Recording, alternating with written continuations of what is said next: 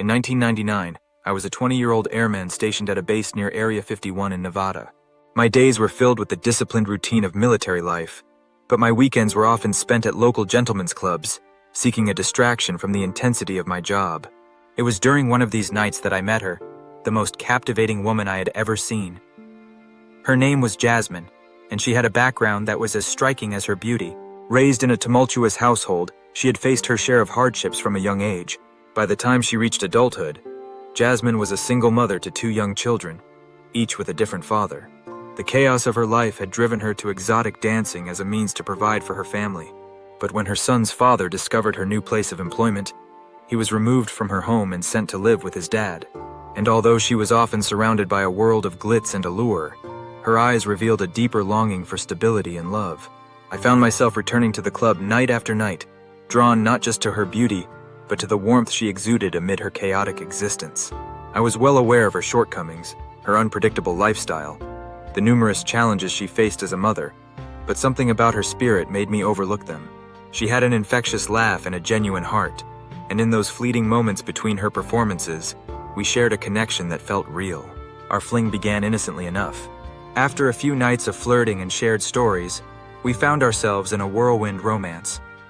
The nights were electric. We talked for hours, confiding in each other, escaping our realities. But soon I learned Jasmine was pregnant. Panic washed over me. Could this child truly be mine? Our time together had been brief and tumultuous, and doubts clouded my mind. Yet, Jasmine was persuasive. She told me about the night we had first hooked up, how special it was, and how she was certain I was the father. In that moment, I made promises to her and to myself, to support her, to be there for her and the baby, to commit fully. She confided that she was ready to leave stripping behind, wanting to build a life where our child could thrive in a loving environment.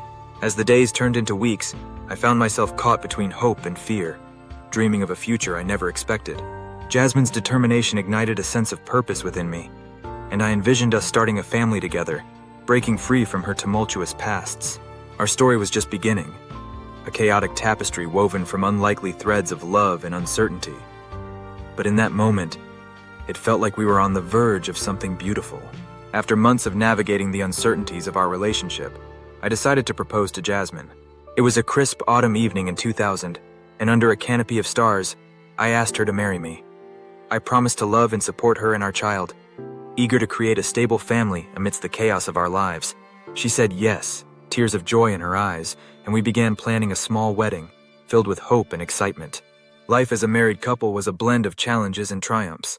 While I continued to serve my country, Jasmine took on the role of a devoted mother, raising our child and striving to create a nurturing environment. I'd come home after long deployments, often exhausted, only to be met with the warmth of her smile and the sound of our child's laughter. Those moments made the hardships worth it, and I felt proud to be building a life together. However, as the years passed, our seemingly perfect world began to crack. 3 years into our marriage, I was deployed again, leaving Jasmine to manage the home front on her own. During my absence, I sensed a shift in her demeanor. I trusted her completely, but whispers of doubt began to creep into my mind.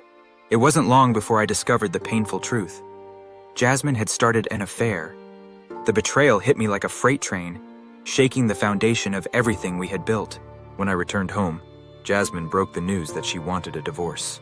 Sitting across from her in our living room, the air felt heavy with unspoken words. She explained her reasons, feelings of loneliness and a desire for independence.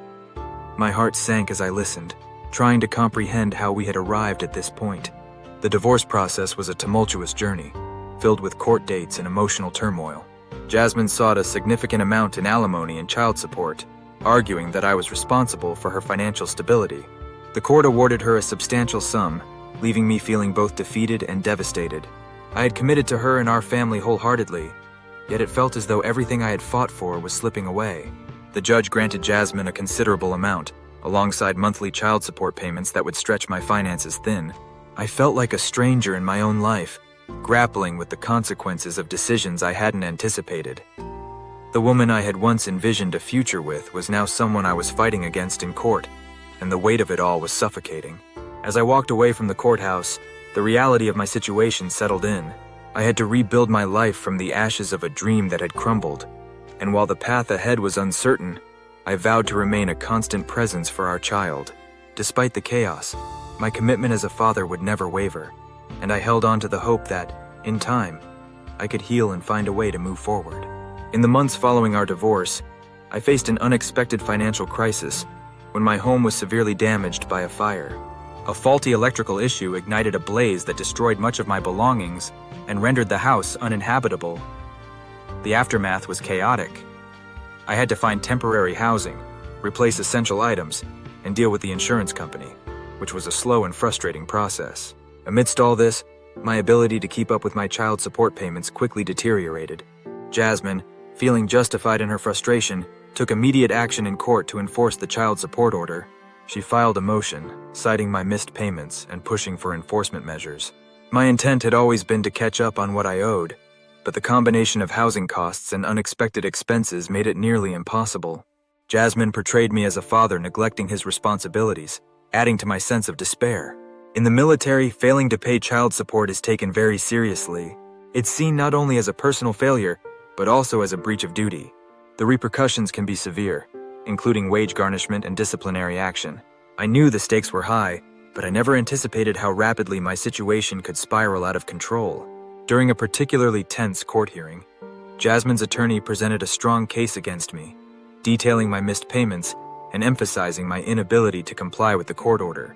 The judge, unsympathetic to my explanations about the fire and the financial burden it caused, ruled in Jasmine's favor. I felt a growing sense of dread as I realized the seriousness of what was unfolding. It was during that court appearance that my worst fears came to fruition. Jasmine, supported by her family, particularly her brother, who had connections in law enforcement, presented evidence that I was failing to meet my obligations and painting me in a negative light. The judge showed little compassion for my situation. When the gavel came down, I was stunned to hear the words contempt of court.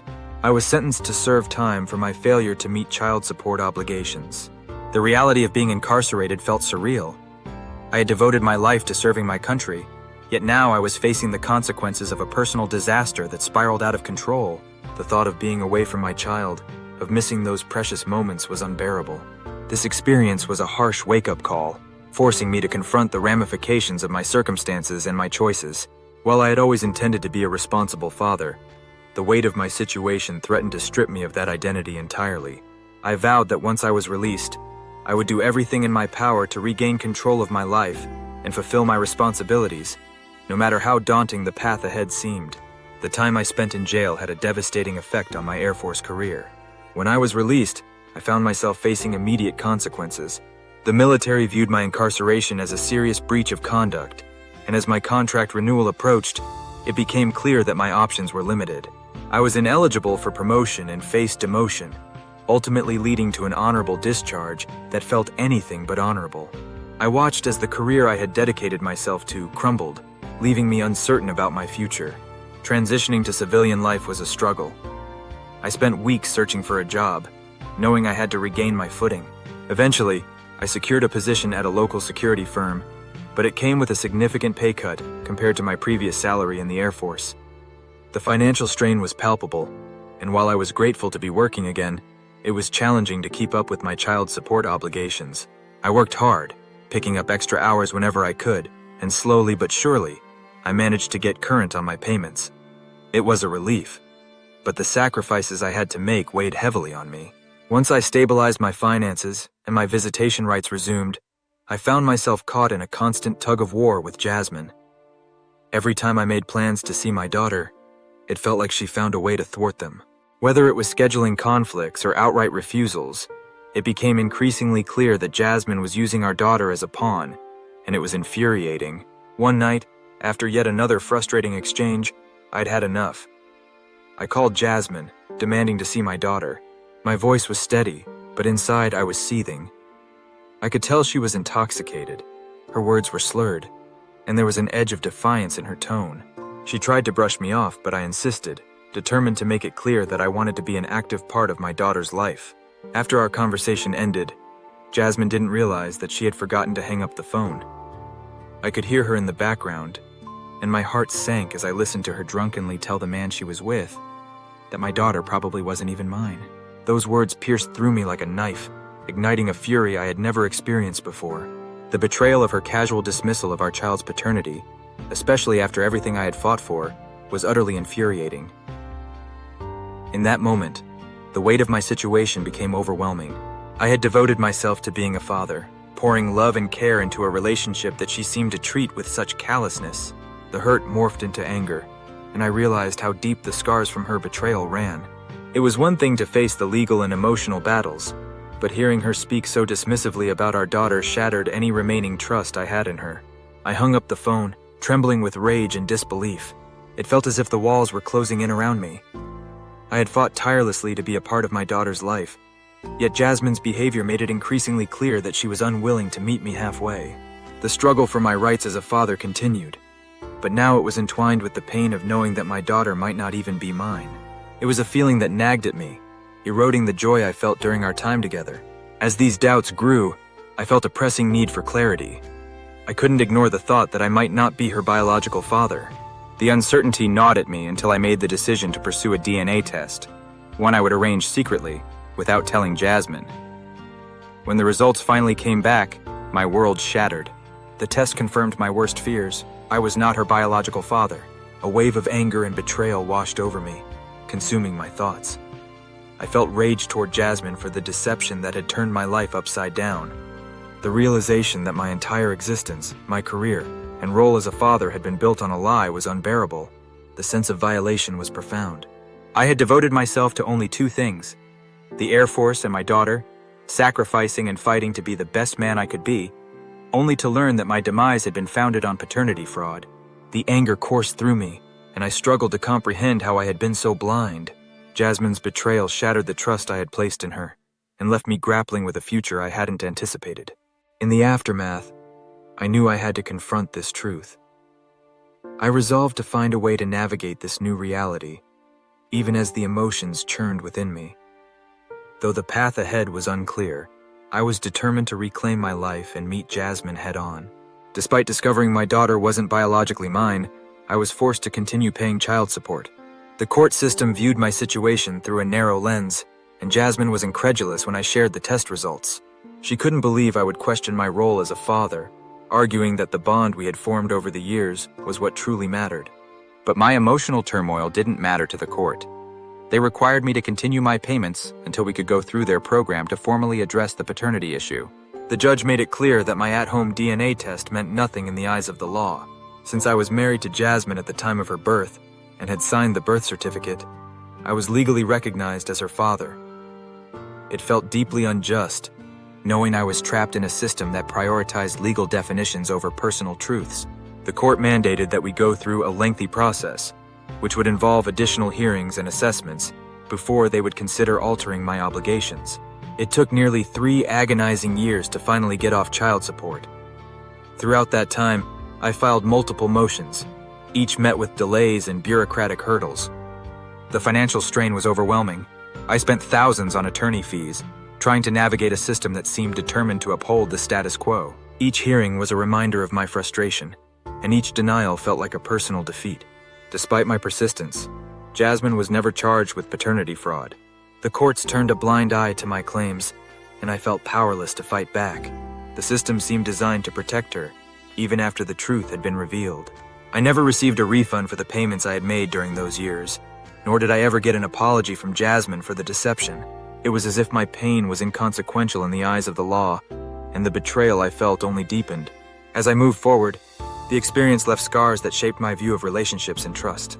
I learned to navigate my emotions while mourning the loss of my daughter. Although the love I felt for her was real, the anger toward Jasmine and the system lingered, and I had to go my own separate way.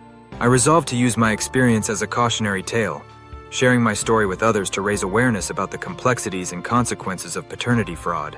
At the end of the day, the real lesson in all of this is always demand a DNA test at the hospital before signing a birth certificate, no matter what the circumstances are.